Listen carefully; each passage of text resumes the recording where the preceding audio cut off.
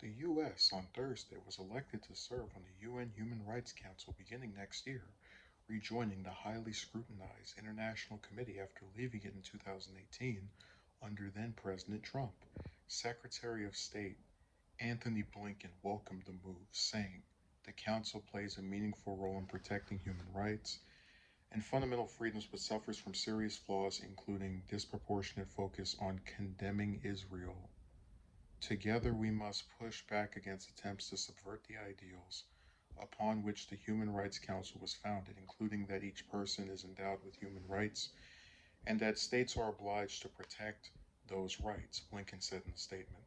The secretary had announced in February that the U.S. would return to the council as an observer, part of President Biden's push to re engage on the global stage in general and among international forums in particular. I have a lot to say already. Uh, Trump withdrew the U.S. from the UN Human Rights Council in 2018, part of a series of withdrawals from international bodies. Then U.S. Ambassador to United Nations Nikki Haley criticized the Council's exercising a chronic bias against Israel and a hypocritical body that makes a mockery of human rights.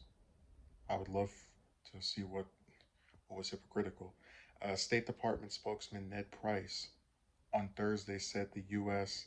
would use its term to renew the Council's focus on the core human rights principles enshrined in the Universal Declaration of Human Rights in the UN Charter, while which undergird the Council's founding.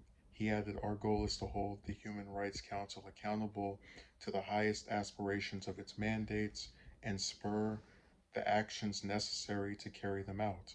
The Human Rights Council is often lambasted for the election of members who hold the worst records for human rights violations and for a disproportionate focus on condemning Israel for alleged human rights abuses, it should say. I'm looking at this article and scrolling down. So they're saying that they condemn Israel disproportionately compared to other countries. Okay. Critics opposed to U.S. inclusion in the Human Rights Council say it legitimizes a body that includes or has included countries with serious violations of human rights. Supporters of U.S. inclusion say that participation is essential to implement changes. Council membership is divided up by equitable geographical distribution with 47 seats comprising countries in Africa, the Asia Pacific states, Latin America, and the Caribbean, Western Europe, and other state and Eastern European states. So let me talk about this. One of the reasons that people elect politicians from different parties, they elect a Democrat and they elect a Republican after they get dissatisfied with the Democrat, and then vice versa, is so they can get policy changes. They can have their things they didn't like under one person undone by the following person. Now, it is true the U.S. going back to the Human Rights Council is seemingly Biden undoing something that Trump did. But if you look at what Blinken said about the disproportionate focus on condemning Israel that he charges the Human Rights Council with having, it sounds pretty similar to what Haley, when she was the UN, the ambassador to the UN, stated, where she was talking about, oh, the disproportionate, chronic bias against Israel. So you have him saying, Blinken, it's disproportionate towards Israel, and then you have Haley saying it's chronic bias against Israel.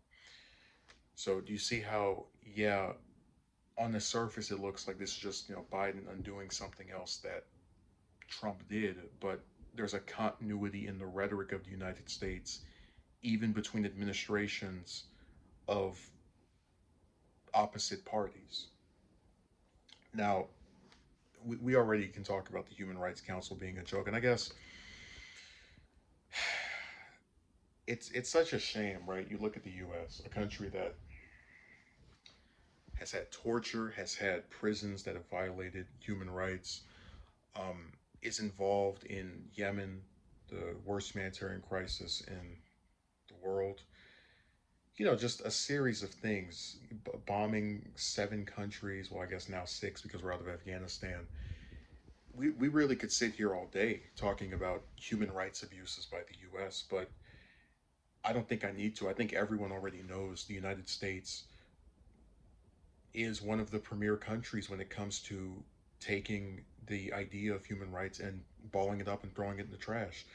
And I only hope that if the UN is serious about condemning these crimes against humanity, they'll actually investigate the U.S. in the criminal court and find them guilty and actually try to reverse some of the awful things that we do abroad. I don't think they can really mess with us domestically, but they could definitely get involved with ending some of the conflicts that we've had going on for these past several years and decades.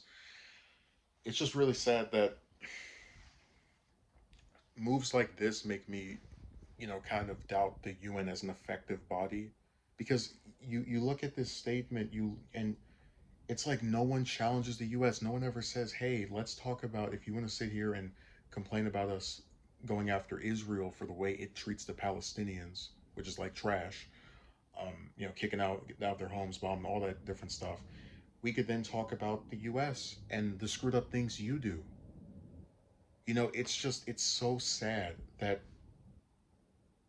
we have all these countries, right? More and more eyes looking on this stuff, and they just don't call out one of the biggest violators of human rights on the planet, which is the United States government. They let that into a human rights council. That's like having a council that's anti-murder and inviting Ted Bundy. I mean, I don't understand these people, but hey, Twilight Zone.